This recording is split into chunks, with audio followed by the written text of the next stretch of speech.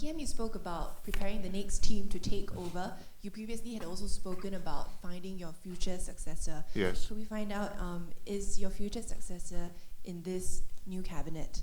Also, for the 3 coordinating ministers, would you be able to share with us what your priorities will be going into this portfolio?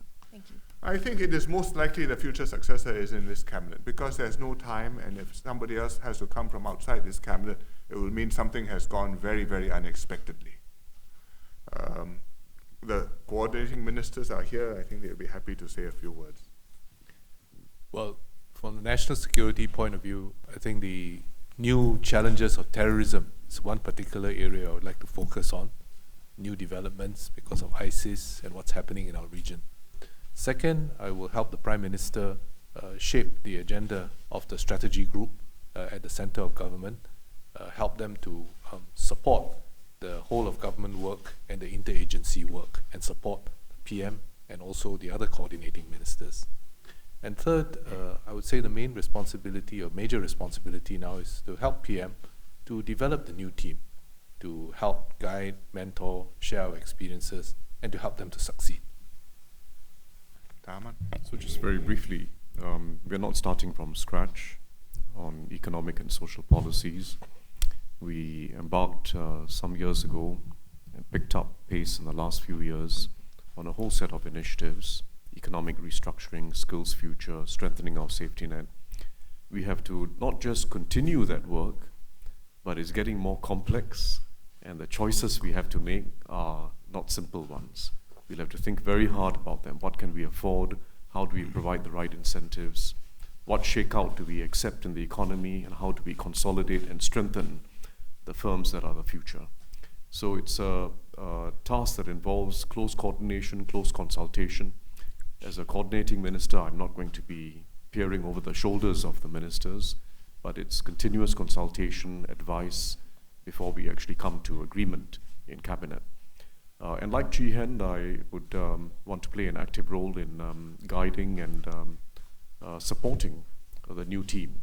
I think we are, we're never in an ideal situation for succession, but this is as good as it gets, where we have experienced people still in cabinet, and we have a new team, each of whom solid people with their own track records, both in and out of government. And in most countries, you're given 1 or 2 years to take over, sometimes not even a year. Here we've got 5 years, shorter than has been the normal practice in Singapore, but I think entirely doable, because these are good men and women, and we've got experienced hands still in cabinet.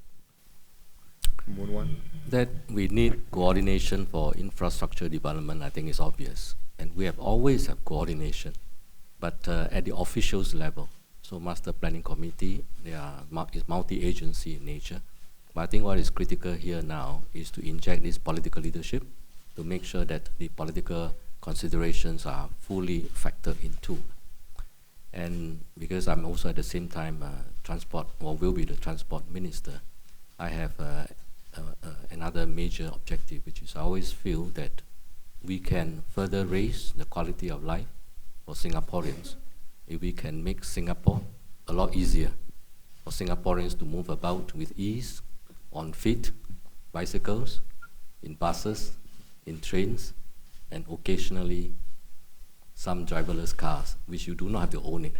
So that is a sort of a vision of a future Singapore, a car-light lifestyle, which I think Singapore can aspire to. We are not there yet, so the question is how to move from here to that destination. So I'll be sharing over the next few months, few weeks, some of my ideas, and I welcome suggestions and comments from Singaporeans. But one critical piece in this vision is, of course, a very extensive and reliable rail infrastructure. We have launched huge numbers of rail lines, some $60 billion worth of new rail lines. So when fully implemented, I think it will be a big plus for Singaporeans and how we move about. But reliability, we are not quite there yet. So the last few weeks I've been sniffing around and asking around for ideas on who do you think is a good rail operator, the best in class, the best in the world. And everybody pointed me to Hong Kong. So I check around Hong Kong and compare the performance of our reliability with Hong Kong. Yes, we still have a gap to close. We have made a lot of improvements in the last recent 2-3 years, but I think the gap remains, and we will aggressively push to close the gap. I was at first hoping that in Hong Kong, I'll be able to find that they never have disruptions. Unfortunately, I was very depressed when I read that they also have major disruptions. And some, in last year, they have 12 major disruptions, which means 1 disruption a month. And that is the best in class. So I think let us be realistic about this complex system called railways. While it is not rocket science, it is also not straightforward. So the journey forward, it will not be smooth.